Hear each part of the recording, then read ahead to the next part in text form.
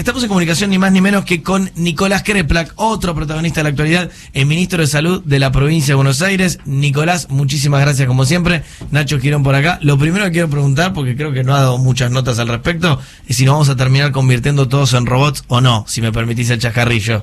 Mamita, ¿eh? Sí, tremendo. ¿Qué tal? Buen día. No, la verdad que eso que comentás, aclaro, yo sufrí un hackeo. Bueno, me tomaron el Twitter e hicieron algunos comentarios, pero no fue solamente eso. Los comentarios eran absurdos y antivacunas. Me parece que eso era distractivo. A mí me parece que es más serio y complicado. Lo que tuve fue un hackeo por una falla de seguridad de la empresa de Telefónica, que le dio mi cuenta a otra persona, y a partir de ahí accedieron a muchas cuestiones personales, y entre ellas las redes sociales, pero también a otras cuestiones. Y para mí eso tiene entonces ya otra connotación, porque entonces podría tratarse de un hecho de un ataque político, ¿no? Sí, sí. Era, obviamente te tiré ese pie un poco para hablar de la cuestión, porque sé que estás ahí siguiendo y que creo que incluso estabas intentando recuperar el control de tus redes lo más posible. ¿Podemos decir que eso está encaminado? Sí, ya pude recuperar todo. Ahora está hecha la denuncia penal y hay que seguirla. Espero que podamos tener un buen trabajo en la justicia para encontrar rápido. Yo ya sé cuál es el IP desde donde se hizo, o sea, tenemos información, es en una computadora en la ciudad de Buenos Aires, tenemos el IP y hay que hacer la investigación. Bien. En un momento igual, hasta en esos pocos minutos que tardaste en aclarar que era tu cuenta, dije, una sociedad argentina con todos los quilombos que tiene de robot, ya era demasiado, Nicolás, así que menos mal que lo desmentiste rápidamente. Sí. Me meto con lo importante que decíamos, ¿no? Que hay novedades y no está mal hacer pie ahí con respecto a lo que tiene que ver con la vacunación. Carla Bisotti, que anunció que se va a dar ya un segundo refuerzo de la vacuna contra el coronavirus y que empezó a aplicarse la cuarta dosis contra el COVID-19 en Buenos Aires. ¿Crees que, primero una primera evaluación de cómo está yendo esto, y si crees que, esta vacunación constante llegó para quedarse? Bueno, lo que sucedió el viernes fue que se terminó de aprobar el miércoles, en verdad, se terminó de aprobar en el COFESA, el Consejo Federal de Salud, la autorización para un segundo refuerzo. Empezamos por personas mayores de 50 años, trabajadores de la salud, de la seguridad y la educación, que hayan cumplido 4 meses de haber recibido su refuerzo, es decir, aquellos que lo recibieron, que sería primeros días de enero, fines de diciembre, su tercera dosis, digamos, su dosis de refuerzo. ¿Por qué estamos haciendo esto? Porque la variante Omicron cambia mucho respecto de las otras variantes, y la eficacia que se conseguía antes con 2 dosis de vacuna, en esta variante se consigue con 3 dosis. Entonces el booster, el refuerzo, que antes era muy importante para, al pasar un poco de tiempo, volver a mejorar y especializar las defensas, ahora se consigue mejor con una dosis extra. Esto se está viendo en muy pocos países del mundo, se ha avanzado así. Argentina, como tiene un sistema de investigación y de seguimiento muy sólido de lo que está sucediendo con la pandemia, podemos ir viendo, nosotros en la provincia de Buenos Aires tenemos estudios donde vemos cómo modificó la eficacia de las vacunas al cambiar hacia la Omicron, y por qué le va mejor con más dosis. Entonces esto sirve para 2 cosas. Primero, no se olviden de la tercera dosis, porque todavía hay gente que no se ha dado la tercera dosis pensando que ya está, con las otras variantes ya estaba, pero con la Omicron es necesaria, y esta dosis de refuerzo, la cuarta, que es, empezamos por la población de mayor riesgo, posiblemente después se extienda al resto de la población.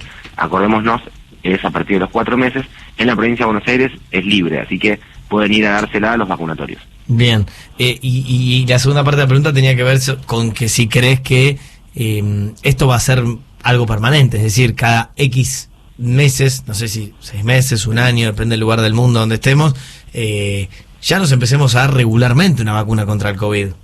Yo la verdad que no lo creo, pero habría que verlo. No lo creo porque todavía seguimos en pandemia. Quizás no nos damos tanto cuenta porque han bajado mucho los casos acá, pero hay lugares del mundo donde sigue circulando en mucha cantidad. Entonces, mientras estemos en pandemia, el riesgo de la agresión del virus y de las mutaciones que el virus hace es mayor. Si esto después se transforma en un virus estacional, quizás tenga mucha menos capacidad de mutaciones. Y además, todas las vacunas siguen funcionando. Es distinto, por ejemplo, a lo que sucede con la gripe, que las vacunas dejan de servir porque cambia tanto el virus de año a año que hay que volver a dar las vacunas. Acá las vacunas siguen funcionando. Lo que sucede es que por ahí hay que darle una dosis extra porque se modificó bastante el virus con las mutaciones que ha ido teniendo. Pero en principio no pareciera que esto fuera lo que va a suceder por mucho más tiempo, pero puede ser que sea lo que suceda mientras sigamos en periodo pandémico.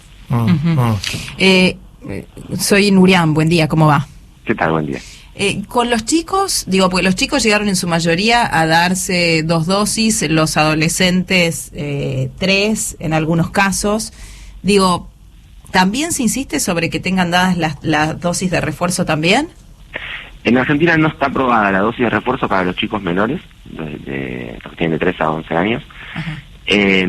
Nosotros acabamos de terminar un estudio en la provincia de Buenos Aires que mandamos ahora para evaluación y publicación, pero que estuvimos charlando también con la gente de Nación y tienen resultados parecidos, donde con la Omicron pareciera necesario dar una tercera dosis en los chicos. Así que es posible, hay muy poca evidencia de esto a nivel mundial, estamos todos nosotros, quiero decir con esto, no como ya nos acostumbramos en la pandemia, no es sobre cosas que ya se conocen, las vamos investigando, las discutimos a nivel global y llegamos a un acuerdo. Estamos en ese proceso ahora. Es posible que haya una dosis extra en las próximas semanas o meses con los chicos de 3 a 11 años. Los adolescentes entran en la de los mayores, ya tenían una dosis de refuerzo, y si en algún momento autorizamos para personas menores con factores de riesgo y luego al resto una dosis extra, puede ser que suceda, pero por ahora seguimos con las 3 dosis, como pasa con uno que tiene 19 años, digamos. En este sentido, recién lo decía, ¿no? Estamos en un contexto, no solo en la provincia de Buenos Aires, siempre la destacamos porque es la de mayor población del país, pero también a nivel Argentina, donde los números han mejorado mucho. ¿Qué significa que, te saco un poco estrictamente el terreno provincial, pero tiene que ver con tu área? ¿Qué significa que en estos últimos días, el domingo pasado específicamente, hayamos tenido un muerto por COVID en Argentina? Por supuesto que va variando, pero sigo la estadística, y la estadística, creo que coincidirás, viene a la baja en todas sus variables. Y ese un solo fallecido me pareció bastante simbólico después de tanto sufrimiento que hemos pasado. Sí, totalmente. Y hemos llegado a tener, creo que 1 o 2 días antes del brote de Omicron, en diciembre, donde no hubieron fallecidos. Estamos de vuelta en un episodio de muy buena situación epidemiológica, donde incluso gran parte de las enfermedades respiratorias que internamos en los hospitales no son COVID. Pero bueno, hay en el mundo estas nuevas variantes, subvariantes de la Omicron, que están generando algunos brotes. Con algún tipo de atención y cuidado estamos observando lo que sucede en la ciudad de Buenos Aires, que sus autoridades están marcando que ha dejado de descender y que están preocupados por un posible ascenso. Todavía no se está viendo, pero bueno, hay que tenerlo en cuenta. Viene el invierno por delante, así que estamos en buenas condiciones para encarar una temporada de frío, porque tenemos vacunas, porque tenemos un porcentaje de vacunación que Argentina es extraordinario respecto a otros lugares, pero no está resuelto que no vayamos a tener nuevas olas, y las olas, por más que no generen lo que generaron, lo que conocimos en la pandemia, que fue terrorífico, esta ola de enero igual generó una enorme cantidad de fallecimientos. Entonces también hay que ver qué tipo de medidas de cuidado se pueden tomar sin que estas sean cercenadoras de la vida de la vida total. Y también hubo una discusión respecto del uso de los barbijos, y yo la verdad que lo digo como muy sinceramente, pienso, ante todas las cosas que tuvimos que padecer para tratar de preservar la mayor cantidad de vidas, el barbijo es un mal menor, ¿no? Dentro de quedarse en casa, tener que fundir comercios, empresas, no ver a los familiares enfermos, han pasado tantas cosas tan terribles,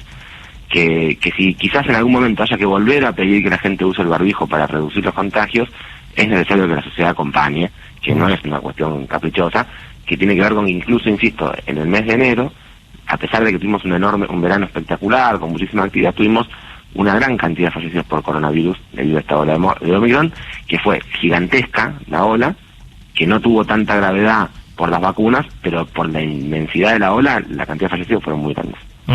Decís esto de si en algún momento tenemos que pedir que se vuelva a usar el barbijo porque crees que quizás en los meses más fríos del año pueda haber rebotes de los números.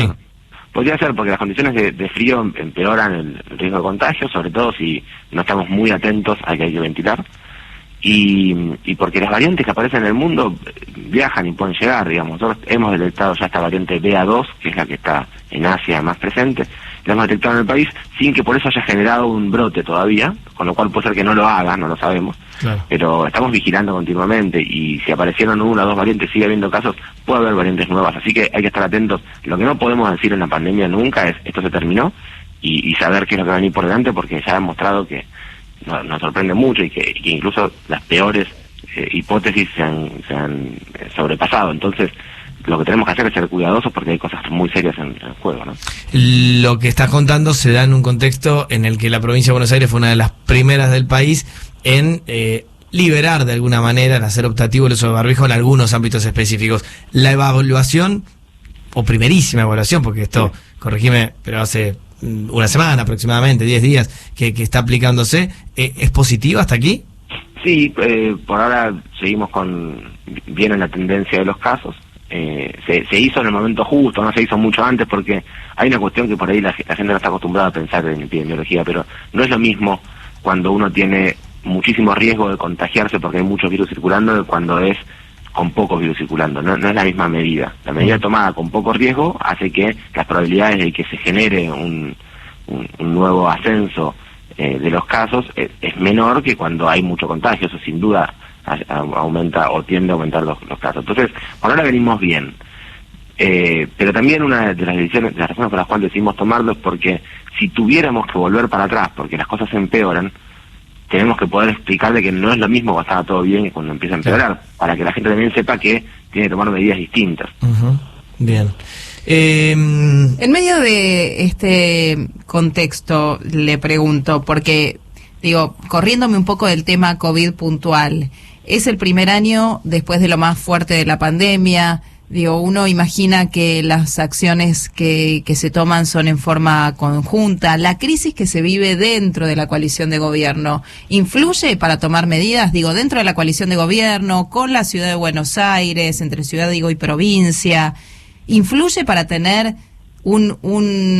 a ver cómo decirlo, un horizonte en el que se pueda ver, bueno, la salida de la pandemia, vamos todos juntos así?